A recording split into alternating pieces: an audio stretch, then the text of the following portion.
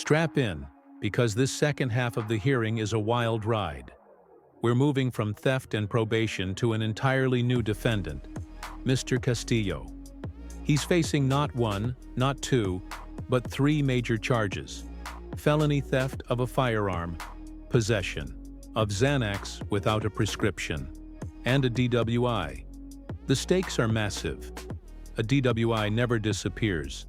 It follows you for life, and every traffic stop becomes a flashing red light to police officers. What makes this even more tense is that Castillo isn't just fighting the law. He's fighting the weight of his own record, financial obligations, and the possibility of jail time hanging over his head. Will the judge see him as someone who can reform, or another repeat offender testing the limits of the system? Let's dive in. I'm gonna try to see if you can. Are we doing what? Are we doing a probation? Yes. Probation, correct.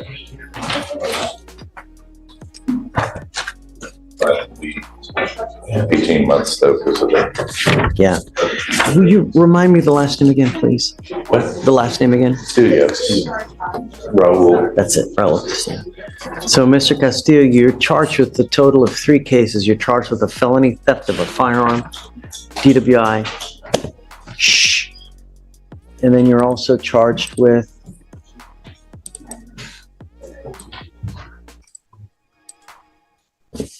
Possession, I think. yeah, possession of a controlled substance with us. Xanax, I believe. I want you to understand that this DWI is going to go on your record. It'll be there for the rest of your life. Anytime you get pulled over, officers will see your record, which is not that good. And I'm going to tell you, every time you get pulled over, no matter what you're doing, no matter where you're going, no matter who you're with, they're going to harass you because of your record. The record speaks for itself. And they're going to, no matter if you are coming from church and you're dressed to the bells, to the nine. It don't matter. They're still going to mess with you. So, Do you understand? I understand. So don't give them the opportunity. If you want to drink, if you want to go smoke, if you want to do this, that, just don't get into a car. How much money have you spent over the course of the last 10 years on all these cases that you've had when literally $20 clicking one button, maybe 30, can take you wherever you want to go? I'm going out on a date with my wife this Friday.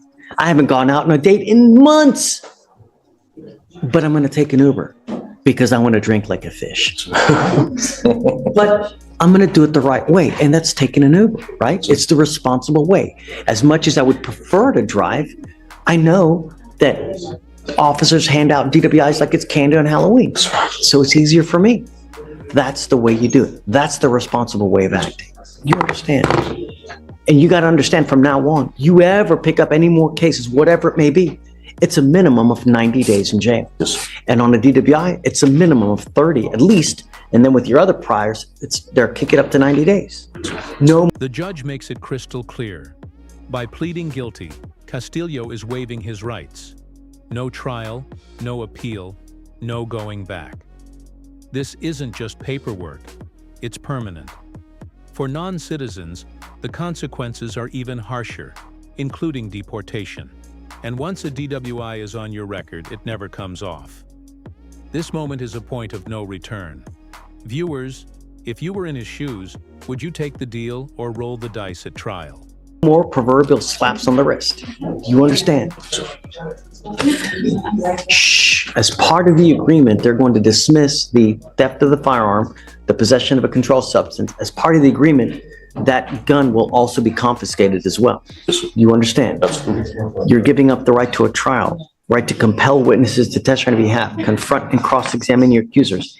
If you're not a citizen, there are possible immigration consequences. You can be deported, excluded from the country, denied naturalization under federal law.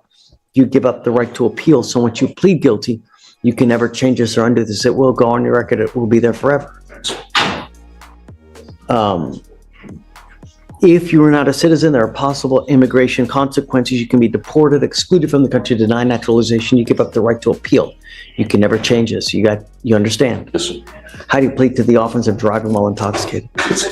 I will find you guilty. I will sentence you to 180 days in jail. However, I will probate that for 18 months.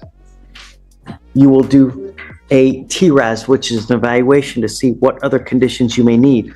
If they assess other conditions, you must fulfill those. You must do thinking for a change, which is a class. You must do a DWI education class. This is a first, right? Have you confirmed that it's true first? Alex, please. 2 victim impact panels.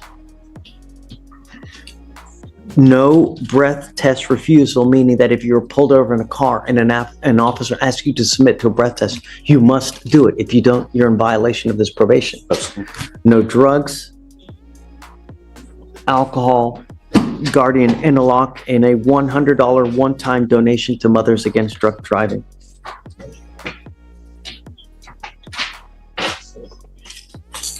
This moment highlights an overlooked but critical detail.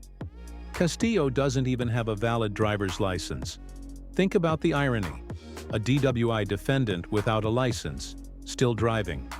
The judge flips the script by making it a probation condition. Get licensed within 60 days, or face consequences.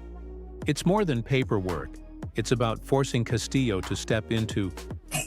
What do you do for a living, Mr. Castillo? I'm self-employed as a landscaper. How much money do you make a month? Anywhere from 2,000 to 2,500. Who do you support in this life? That's myself right now, and I'm actually trying to help my dad. My father, I live with him. His dad's here. Say it again? His dad's here, but and he works with his dad. Okay, I'm gonna do you somewhat of a favor. I'm gonna roll your court costs, but there is a DPS fine and fee that you're gonna be required to pay. We will give you 2 years to pay it. But you gotta understand, if you don't pay it, there's jail time that comes along with it. I mean, it's gonna end up being maybe like $75 to $100 a month, but you gotta pay it. All right, so I wish you the best of luck. Make this thing work. If you don't, I'm gonna issue a warrant for your arrest and I'm gonna put you in custody. You're looking at an entire 180-day sentence. Do you understand? Do you have a Texas driver license? No, I do not. Okay. We need to make sure that he gets a license as well. Okay. You need a license, man. If you're a landscaper, freak, you gotta. Yes. Don't drive. I'm making it a condition of your bond that you're not to drive until you get your Texas driver license. Notice the level of detail here. The judge literally explains when to call the DMV, 7 a.m. sharp. Why? Because the system is clogged, and if you call late, you'll never get through. This isn't just a court order, it's practical life, coaching. Judges like this don't just issue sentences, they issue roadmaps. The message is clear. Excuses won't fly. If you want to get your license back, you have to fight through the red tape yourself. Want that done within 60 days. And here's the bigger takeaway: judges don't just punish, they try to prevent. By making a driver's license a probation condition, the court's saying, fix your life before it crashes again. It's a reminder that in the justice system, freedom often comes with strings attached. What do you think, fair deal or too restrictive? It's within 60 days, you must get your driver license. I want you today to go there to start doing what you can to get it. I'm not going to suspend your license here. Do you know what happened on the LR suspension? I don't think he has a license, so. Can you run his license real quick? I'll see if Yeah, it was 4 years ago, the arrest, so. Yeah, it's not a 2-year agreement plan because it's with. Okay. Okay. Is that the new surcharge? So George, you give this to your client, will you? This is the driver's license division for DPS. This is who you need to call to figure out how to get your license back. You call them in the morning and say, hey, this is me. I need to get my license. What do I need to do? Because it's been so long, you're going to have to take the driver's test. You're going to have to take the written test. When you call them, you call at 7 in the morning. Don't call at 9. Don't call at 1. Don't call at 2. Don't call at 7:02 because you're not going to get through. Those lines are so busy. You got to call right when the phone line's open, and that's at 7. At 7 o'clock in the And you'll morning. get through. Yes, sir. Right. Sure. We wish you the best of luck. Thank you very much. Make it work, okay? Thank you. Good job, Ms. Reno. Thanks. All right.